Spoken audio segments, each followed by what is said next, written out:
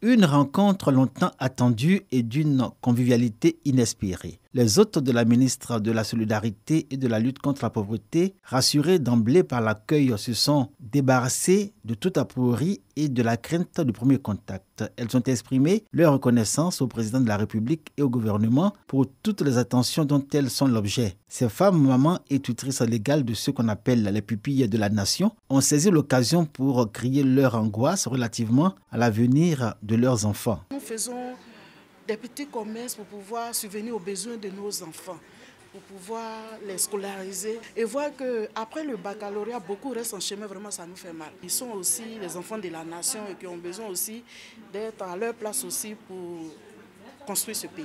Nous sommes en train, à travers des partenariats, avec notamment la FENEPLACIL et la Fédération nationale des écoles laïques privées, pour voir dans quelle mesure les mamans peuvent bénéficier soit d'une prise en charge ou d'une réduction des frais de scolarité pendant les périodes de rentrée scolaire. Les mamans et tutrices de pupilles de la nation sont des femmes ayant à charge des enfants qui portent ce titre. Ce sont des mineurs de moins de 21 ans, spécialement des enfants de soldats, policiers, gendarmes, fonctionnaires et agents de l'État décédés ou rendus invalides du fait de la guerre ou d'une mission commandée. Ils bénéficient de la protection de l'État et de sa prise en charge dans les domaines de l'éducation, de la psychologie, de la santé, de la protection sociale et juridique. La ministre de la Solidarité et de la lutte contre la pauvreté a rendu hommage à ces mères et tutrices pour leur double rôle de père et de mère et leur résilience sociale.